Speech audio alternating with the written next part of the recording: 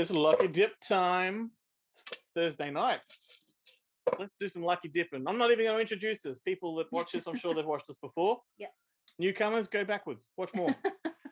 I don't know. We've got like lots of shit in here to pick from. Ben, I think some of yours are still in there. Do you want to go first? This is not No. mine. It's too small. The Meg. The Meg. Oh, I wish I hadn't put that in there. Aww. What a fantastic film. I love The Meg. Meg 2's coming. And Oh, I'm looking forward really? to Meg 2. I hope the sharks the shark can swallow the planet in That'd be Meg 2. great. Like just the entirety of North America. It just comes up under the continents and just, Yeah. It's the Earth shark, like in there's Discworld Terry Pratchett things where it's a space turtle. And then Yeah. there's a shark that just eats the The continent. Meg is that movie that had been gestating for what, decades? Like it felt like Since decades. George. Yeah, they've been promising this gigantic Jurassic Shark type of movie. Yeah, I'm sure it was literally like that's how the pitch was. Yeah, yeah. Just think of Jaws, but bigger. Bigger. That's every shark movie now. And it probably is the best part of the new Jurassic Park movies. Dominion, yeah. No, not the latest one, but Okay. the new 3 of the new trilogy or whatever it is. Yeah. When they toss that woman into the thing, and then the giant, Oh, the dinosaur that's way bigger yeah. than any of the land ones, and they're like, oh, no one they don't talk like that. Why is that dinosaur not a focus point of the film? Like, why isn't it just destroying ships and stuff? And The new one I don't opens with get that. it. Right. But Yeah. does it then just disappear underwater and then no one says a fucking word about it for the rest of the film? Correct. Like, let's just ignore that. Like the Tyrannosaurus Rex, the Tyrannosaurus Rex is cool. We just focus on that one. There was a giant thing under the it's huge. Well, you don't have to worry about it in Jurassic World because we've got the Meg. And this stars Jason Statham.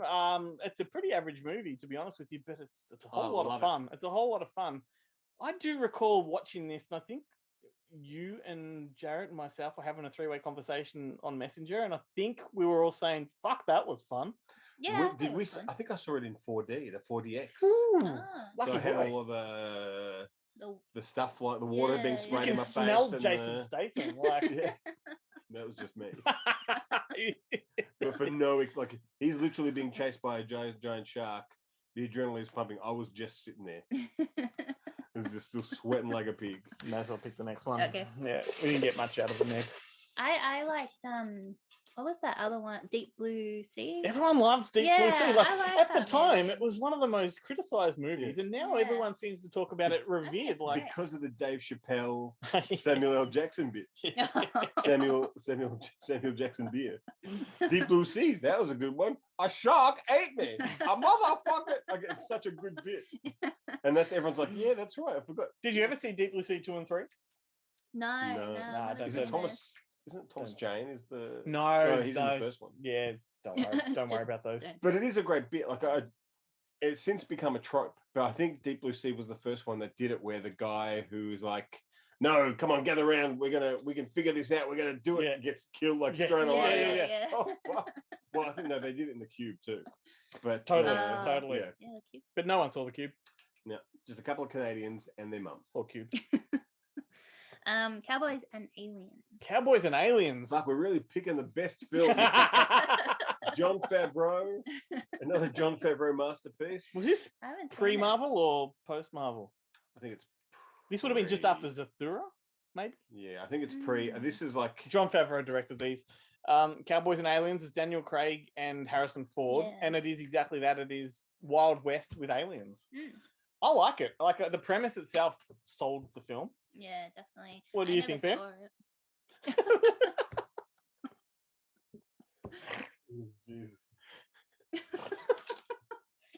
Is one day we're going to mention a movie that is considered like universally shit, Oh, that'll happen. and, It'll happen. and you will agree with them. But I love You will bad not movies. say, "No, I actually quite like."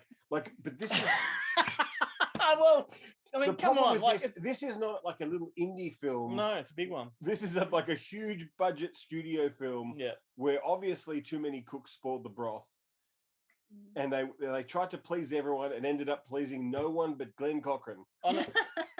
Like not even John Favreau's mum told her friends that this movie had come out. On a similar, theme, I hated Wild Wild West.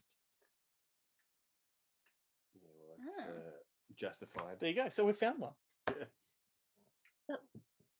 What you so like? many questions. No, but like, why? Yeah, I can't. Like I honestly, this I can't one, tell the difference between. But not. Like, I suppose at least Wild Wild West had a giant spider. and a Kenneth Branagh with Branagh. another weird facial fucking thing. And Selma Hayek's bottom in Long Johns. I don't know. I mean, I don't know. This is going to sound so bad. I think the Wild Wild West is just dumb from the get go. I like the premise of this. I like the idea, and to me, it's believable that aliens don't know our time. They don't know what's future, what's past. Like they just arrive when they arrive, and it makes sense that they might arrive. Like the new Predators taking place during, the pre-colonization of America. Well, that's because that's the best part of Predator 2 when they go into the ship and then they see all the muskets and stuff, and you're like, "Fuck, this is awesome!" And that's what I love about Cowboys and Aliens, like that idea of that aliens have come and the Cowboys don't know what the fuck they are, but they have to take them on anyway. Same with Time Rider when we watched that about the future guy that goes back to the old days with a motorbike. Yeah, I like these kind of movies. Fred Ward. Was it Fred Ward? Yeah, it was Fred Ward. We covered it on one of these videos. Jeez, that was fun. Anyway, so I like this movie. It's not great, but I think those two are good. I like the fact that Harrison Ford's wearing a different kind of cowboy hat. Yeah, his facial expression stays exactly the same. Sorry, what is Indiana Jones doing? Yeah, not emoting. Hey, the movie tanked. If people have not known by now that I enjoy bad movies, then it's their problem as far as I'm concerned. Fucking hell. French Connection 2. No, I haven't seen this. So this leans into my love of sequels. Yeah. The French. Well, because the thing, like when we released the 7-Ups, and Jim Sherlock, famous film critic, radio personality, called me up and said, this is the unofficial sequel to the French Connection. I went, oh, that's fantastic. I think I put it on the back of the Slick and stuff like that. And then, years later, I'm looking at, hang on, there was an official sequel to the French Connection called the French Connection 2. What the fuck are you talking about, Jim? This has been a little point of contention back in the days when Keith was on the show, because he's a massive French Connection fan, and I would always say, watch French Connection 2. It is in and of itself a standalone film that is fucking great. It's directed by John Frankenheimer, and the first film is about. To put that in context, though, he did a lot of great films. He also did The Island of Dr. Moreau. He took over for Thingo, and you watch that doco, and he does not come across well. It's true. We would rather say Ronan's John Frankenheimer. But anyway, it takes the whole Popeye Doyle character who was, chasing down these drug, mules or cartels. He becomes a drug mule himself. He does. He goes undercover and and becomes a heroin addict. Who is it Gene Hackman? Yeah. Jeez. So Gene Hackman does the whole heroin addict thing in this, and he can't kick it. That's his problem. Is he's gone undercover thinking, I'm Popeye Doyle, I can do this, and then he can't actually shake it. And so the drug cartel have him by the balls, right? And he'll do what they want because they're going to give him more heroin. So it's about how he gets out of that, and it's just, I think it's thrilling. He flies to Israel and has one of those rapid detoxes. Spoiler. So as far as number 2s go, that is a good number 2. I highly recommend that one as well. You always get to do an extra one. So do you want to do that? All right. And then Ben can go and take a number 2. He's edging. Gotta let him. Those brownies are done. They're ready. The Sandlot. Well, yeah. If you had one of those Marley around, you could take a number 2 and that, just bury it. Yeah. I'd do it in the sandpit. So but Marley Shelton, a kids movie. In Australia, it was called The Sandlot Kids. Yeah, I was going to say, is this The Sandlot Kids? Yeah, you know how a lot of films had different names in Australia back in the 80s particularly, but they've retro-con them to fit, now they've got original titles on releases here. Yeah. It's weird. I am shocked that they didn't call it The Sandpit. Why didn't they just call it The Sandpit? Well, isn't it? A sandlot is a different thing. It's playground. Yeah. It's a playground as opposed to but wasn't it because it was in baseball? Sandpit?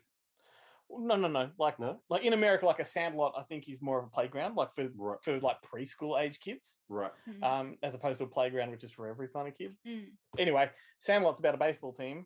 Did you ever see Sandlot 2 and 3, particularly number 3? No. Number 3 is a time travel movie. Really? Like Hot Tub Time Machine? I think if I'm not mistaken, the director of the first Sandlot directed Sandlot 2, and it was pretty much a redo. It had James Earl Jones return. It was the next generation of baseball kids, essentially. Number 3 had Luke Perry in it, and he went back in time to his childhood, and he was one of the kids from the first movie. It's like that Ryan Reynolds movie on Netflix. That was good. I still haven't seen it. That's really good. Talking about great 80s feeling, vibey kind of movies, that's a good one. Yeah, that's the one. The Adam Project. Yeah. But Sandlot, I was never a fan of it like everyone else. I think our generation, Ben, kind of skipped this one. Yeah, well, I was a big fan. I think it was. See, it was your generation that grew up on this one, not ours. I think we were a bit too old. For it when it came out. It was like Babysitter's Club and Gold Digger, like the whole. Because I remember when it came out, I thought to myself, man, if that was, from my childhood, I would love that movie. Yeah, sports movies were pretty big around that time. Yeah, see, that's the kind of thing with your gen, it was that. But our gen was more your spaceships and like your flight of navigators. Explorers and stuff like that. By that time, we'd already graduated to A League of Their Own. Sports movies, like the more adulty ones. Yeah, a bit. Yeah, we were. Yeah, interesting. Our mum's favorite movies. Yeah. Field of Dreams. Field of Dreams. If you build it, they will come. Anyway, all right, Lucky Dip. That's the Lucky Dip video. That's where we wrap up. See you later. Just don't drive home behind Ben. Yeah, I'm going to be riding you. I'll ride you the whole way home. Tailgating, rear ending. I haven't got time to give you my details. Just track me down with the cops. See you, Ben.